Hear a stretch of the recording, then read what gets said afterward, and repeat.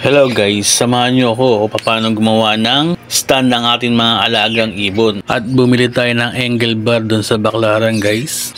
Dito na kasi natin ibalik sa dating lugar nila. Kasi dito sa gitna masyado masikip. Tara guys, samahan nyo ako kung paano gumawa ng stand ng ating mga alaga.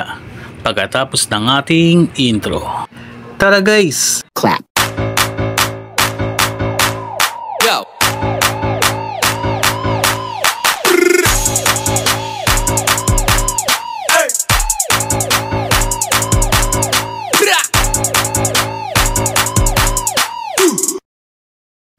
Hello guys, good morning, good afternoon, good evening, kung anong oras nyo man pinapanood ang aking vlog.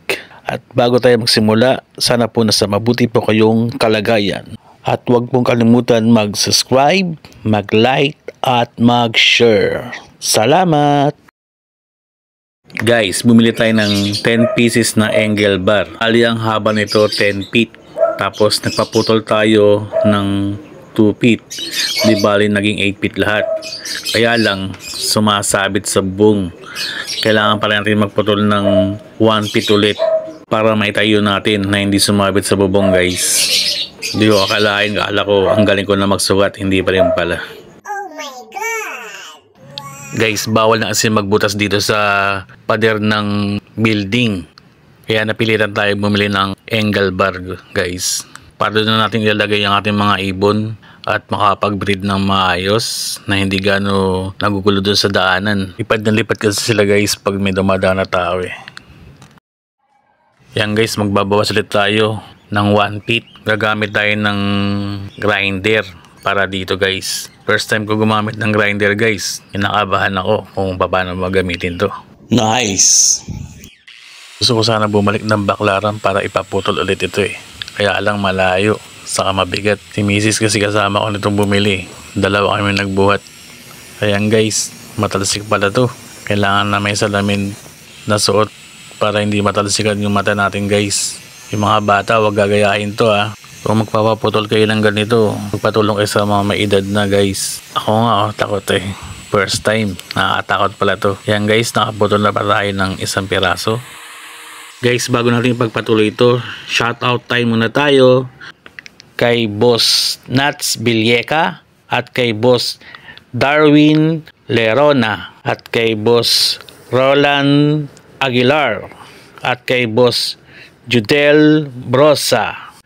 At sa lahat ng mga sumusuporta sa atin, shoutout po sa inyong lahat. At pati yung mga silent viewer natin, shoutout din po sa inyong lahat. At maraming salamat po sa suporta ninyo. Yan guys, balikan na natin itong ginagawa natin at bilisan na natin para mabilis tayong matapos. Tara guys!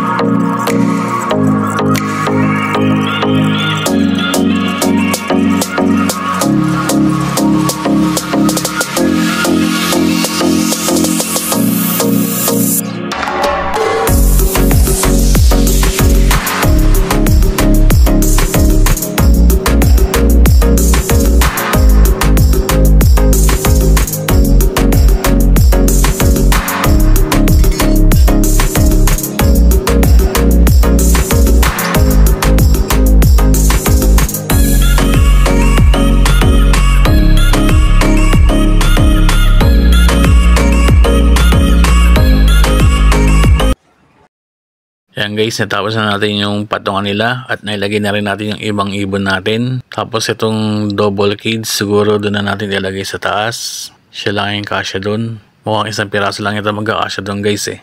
Tapos lalagyan natin to ng ilaw kasi tuwing gabi nga tayo nagpapakain.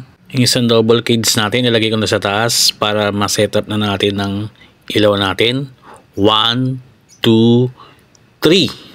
Tanan! Ayan guys, ang ating ilaw. Wow! Nalagyan na natin sila para pag magpapakain tayo sa gabi, makikita nila ang kanilang kakainin at iinumin. Tapos yung isang cage doon natin lagay sa gilid. Maraming salamat guys sa pagsama nyo sa akin sa paggawa ko ng patungan ng aking cage. At syempre, bago tayo matapos, magpapasalamat ako sa sumusuporta sa aking channel. At kung hindi ka pa po nakasubscribe, subscribe na at paklik na rin po ng aking bell para update po kayo sa aking video. Ito po si Omar26, nagpapasalamat muli. God bless us all. Salamat guys, keep safe.